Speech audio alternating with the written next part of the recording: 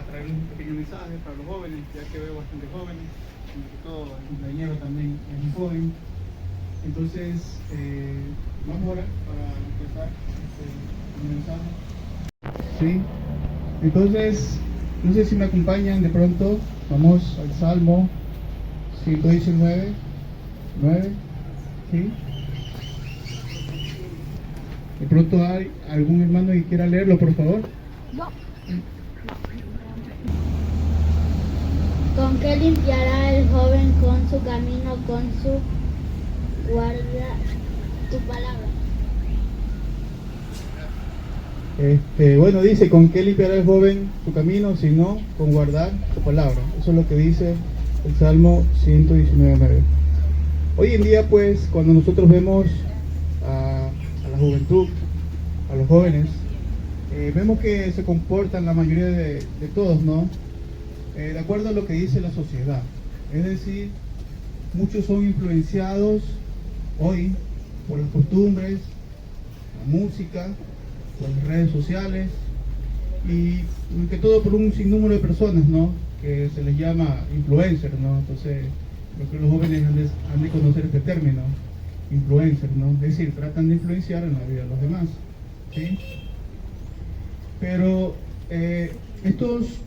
estas personas, ¿no? O más que todo la sociedad, que en realidad viven una vida conforme a sus costumbres, ¿no? Y razonamientos, una vida disoluta, es decir, apartado de las razones de Dios, ¿sí? La Biblia dice que hay muchos caminos que al hombre le parecen derechos, pero su fin es un camino de muerte, ¿no? Eso lo dice en Proverbios 14:12. Entonces, otras personas, no sé si han escuchado, que piensan que de pronto que la juventud es para disfrutarla, ¿no? Que la juventud se vive una sola vez, y es verdad, se vive una sola vez, pero no es para malgastarla, ¿no? Ni tampoco para vivir en desenfreno. Entonces, la Biblia dice que ¿cómo puede un joven guardar su camino? Dice que guardando la palabra de Dios, ¿no? Entonces, como habíamos hablado, muchos piensan que la vida es para vivirla desmedidamente y desenfrenadamente, ¿no? Ellos dicen que se vive una sola vez, otros dicen que mientras no hagas daño a nadie, haz lo que quieras, ¿no? Entonces, eso es lo que dice en realidad el mundo actualmente con respecto a los jóvenes, ¿no? Cómo deben de vivir su vida de una manera que la disfruten y la hagan porque es una sola vez. Pero veamos también lo que dice, ¿no? Veamos lo que dice Salomón. Salomón, considerado el hombre más sabio, en el cual pues Dios puso sabiduría, ¿no? Como no se la ha dado a nadie, ¿no? Sino que dice que Salomón fue el hombre más sabio que Dios otorgó sabiduría. Dice, alégrate joven en tu juventud, deja que tu corazón disfrute de la adolescencia, sigue los caminos de tu corazón y responde al estímulo de tus ojos, pero toma en cuenta que Dios te juzgará por todo eso, ¿no? Entonces lo que está diciendo aquí Salomón, dice que el joven se puede alegrar, que el joven puede disfrutar de su adolescencia, de su juventud, ¿sí?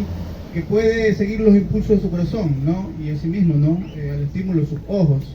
Pero debe recordar algo, ¿no? Dice aquí Salomón, ¿no? Que sobre toda cosa te juzgará Dios, ¿no? Sobre toda cosa que tú hagas, joven, el Señor algún día te va a juzgar o te va a llamar a cuenta. Vas a tener que responder por todo lo malo que vayas a cometer, ¿sí? Entonces, también dice más adelante, ¿no? El apóstol Pablo dice, todas las cosas me son lícitas, pero no todo es conveniente, ¿no? Entonces, en la juventud tenemos todo, las fuerzas, tenemos la vitalidad, tenemos todo, ¿no? Todo, porque estamos justamente en un tiempo donde en realidad pues podemos disfrutar de todas las cosas, ¿no? Entonces, pero cuando dice aquí Pablo, ¿no?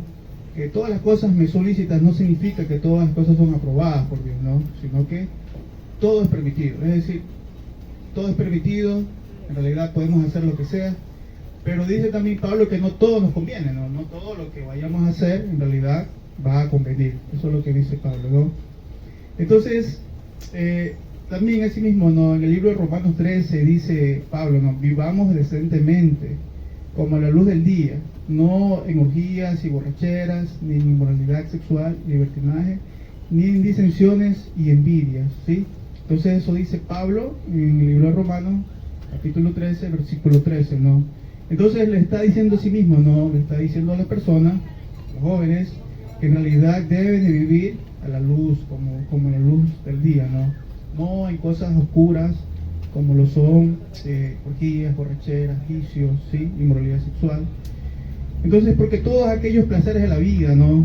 Generalmente cautivan y tienen esclavizado a las personas, ¿no? Nosotros vemos que hoy en día no solamente hay esclavos por causa de las drogas, ¿sí? Sino que también hay esclavos del placer, ¿no? De los pecados, ¿sí? Como habíamos dicho, ¿no? Dice Pablo, no en orgías y borracheras ni inmoralidad sexual ni libertinaje, ¿sí? Entonces, hoy en día hay hombres prisioneros y encadenados, ¿no? Encadenados y prisioneros no son los que están en la cárcel, sino que también hay hombres, ¿no? Jóvenes, ¿sí? Mujeres, que viven encadenados a sus pecados, a sus pasiones, ¿no? Entonces, ellos viven como que si fuesen verdaderos drogadictos, ¿no? Verdaderos drogadictos porque tratan de satisfacer, buscando cada día nuevas experiencias y nuevas sensaciones, las cuales nunca la hallarán, ¿sí? Entonces, cuando usted, no sé si alguna vez ha conocido un drogadicto, ¿no? El drogadicto nunca se sacia de consumir droga, ¿sí? Jamás va a saciarse. Siempre va a querer una nueva experiencia, ¿no? Un nuevo placer. Entonces, así mismo sucede con el pecador, ¿no? Sucede que el hombre pues siempre va a buscar una aventura más placentera, va a buscar algo que lo lleve a un éxtasis mucho mejor que el que tuvo anteriormente, ¿sí? Entonces, hay muchos cautivos hoy en día de estos desórdenes y pecados. El Señor Jesús dijo, si el Hijo os libertare, seréis verdaderamente libres, ¿no? Eso lo dice en el texto de Juan 8:36. Entonces, si hay alguien que está cautivo, ¿no? Por causa de todas estas situaciones, en realidad, pues, debe de ir a los pies de Jesucristo. Porque si el Hijo os libertare, seréis verdaderamente libres. Pero veamos también lo que dice ahora, vamos a ver, si tienen su Biblia, por favor, en el libro de Lamentaciones 3:27, ¿sí?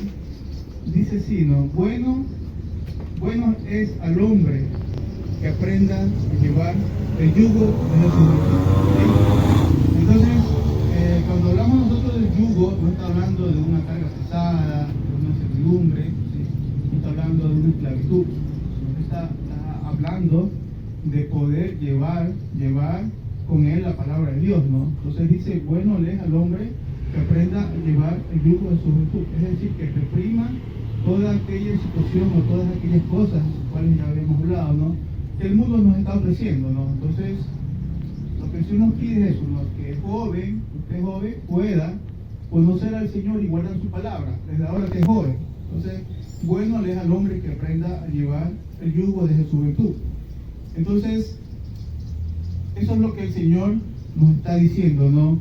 Entonces, como les decía, el yugo no era una carga, no era una esclavitud, o también como en la antigüedad, el yugo era poner dos animales, ¿no? Arar la tierra sobre un madero y pues que tirasen de esa madera que llevaba una punta, pues y araba y surcaba el suelo, ¿no? Entonces, el yugo es llevar consigo mismo la obediencia al Señor desde su juventud.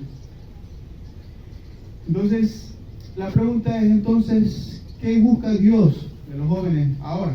¿Sí? Entonces, veamos lo que el Señor busca, ¿no? Primeramente dice que busca que te acuerdes de tu Creador en los días de tu juventud. Dice así, acuérdate de tu Creador en los días de tu juventud, antes que vengan los días malos y lleguen los años de los cuales digas, no tengo en ellos contentamiento, ¿sí? Entonces, lo que busca el Señor es que, joven, te acuerdes hoy que eres joven y que lleves a ti mismo, ¿no? Lleves ese conocimiento de Dios, lleves sus mandamientos, porque van a llegar a lo mejor días malos en los cuales ya no tengas cómo enmendar lo que tal vez no pudiste hacer en tu juventud, ¿sí? Tal vez arrepentido, ¿sí? Entonces vas a querer haber conocido Dios o haber guardado su palabra cuando eras joven, ¿sí? Entonces, acuérdate de tu Creador en los días de tu juventud. También dice que Dios busca que los hijos puedan obedecer en el Señor a sus padres, ¿sí?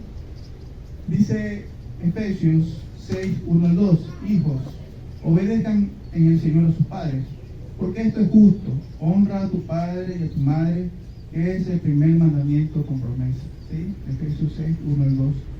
Entonces, el Señor pide que los hijos, ¿no?, los jóvenes, obedezcan al Señor a sus padres, porque esto es justo, ¿no? Y dice que es el primer mandamiento con promesa. ¿Por qué se le dice que es el mandamiento con promesa? Porque si tú obedeces lo que Dios te está mandando, ¿no?, es decir, que tú obedezcas, ¿no?, que respetes a tu padre y a tu madre, dice que te irá bien todos los días que estés sobre la tierra. Entonces es un mandamiento que te va a dar una promesa de bendición de parte de Dios. Entonces, obedezcan al Señor a sus padres, jóvenes.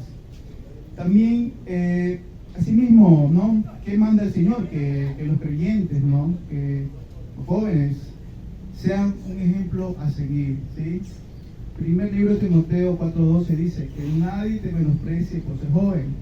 Al contrario, que los creyentes vean en ti un ejemplo a seguir, en la manera de hablar, en la conducta, en amor, en fe y en pureza. Entonces, había un joven que se llamaba Timoteo en la Biblia, ¿no? Entonces, este era un joven que en realidad, pues, era un servidor de Pablo. Y Pablo le dice, ¿no?, por cuando era un joven, ¿no?, nadie tenga en poco tu juventud, sino sea ejemplo, dice, para que todos los creyentes vean en ti un ejemplo a seguir. Entonces, joven, en realidad el Señor también te ha puesto para que tú seas ejemplo donde quiera que vayas, donde quiera que estés. El Señor te ha llamado a que seas también un ejemplo a seguir. Veamos también, ¿no?, qué dice el Señor. Dice en el libro de Proverbios 23:19, también el Señor te manda, ¿no?, a que te apartes, ¿no?, te apartes de cualquier inmoralidad, de cualquier pecado.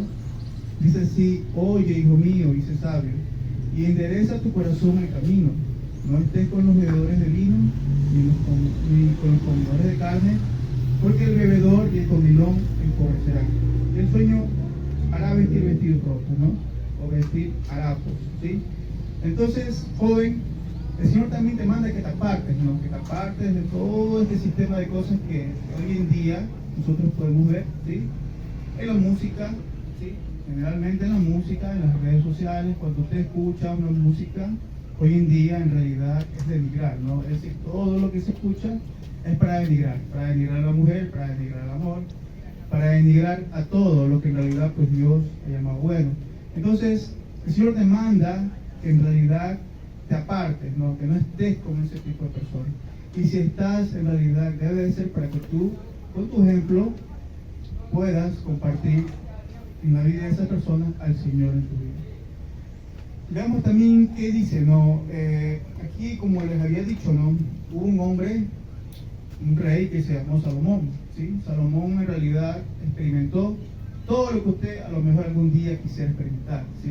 A él no le faltó nada, a él no se privó de nada. Dice Salomón que él propuso en su corazón agasajar su carne con vino, ¿sí? Y así mismo dice que él no negó ninguna cosa que deseara, ¿sí? No apartó su corazón de ningún placer. Pero al final de sus días dice que Salomón, al vivir desenfrenadamente, dice que exclamó: vanidad de vanidades.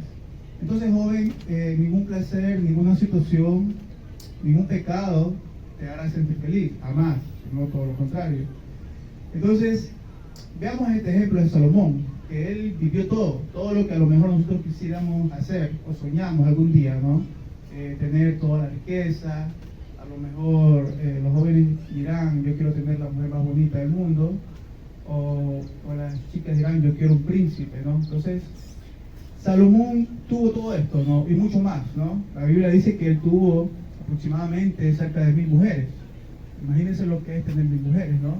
Él tuvo toda la gloria, toda la sabiduría, tuvo todos los tesoros que nadie a lo mejor ha podido tener, todo el esplendor como hombre. Pero él, luego de experimentar todo esto, dijo: vanidad de vanidades, todo es vanidad.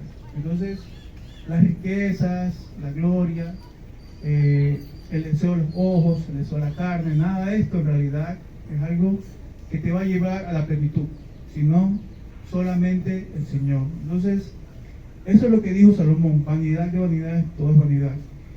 Y pues para terminar este discurso, dice que Salomón, ¿no?, escribe en el libro de Eclesiastés 12:13, ¿no? Sabemos que Salomón también, asimismo, por un momento se apartó de Dios. Sabemos que él fue inducido, ¿no?, por las tantas mujeres que tuvo, de muchas nacionalidades y culturas, lo inducieron a adorar a esos dioses, ¿no?, los dioses que adoraban todas esas mujeres que no eran del pueblo de Israel.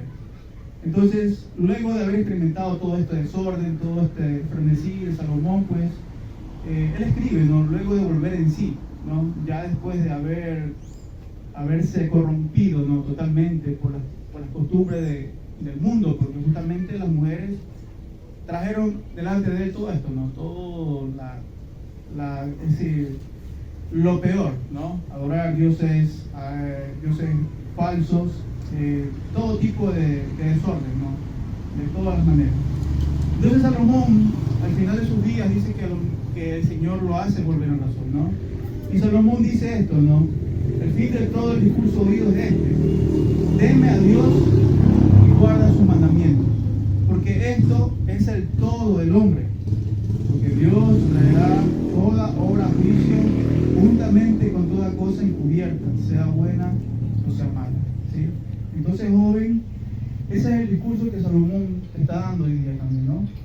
Que temas a Dios y guardas sus mandamientos. Si tú quieres vivir de la mejor manera, si tú quieres experimentar lo mejor de la vida, debes hacer esto, ¿no? Teme a Dios y guarda sus mandamientos, porque esto es el todo el hombre, ¿no? Si tú quieres buscar esa experiencia como nunca la has descubierto en tu vida, teme a Dios y guarda sus mandamientos. Eso es lo único que te llevará a la plenitud, lo único que te llevará verdaderamente a conocer lo máximo de la vida, ¿no?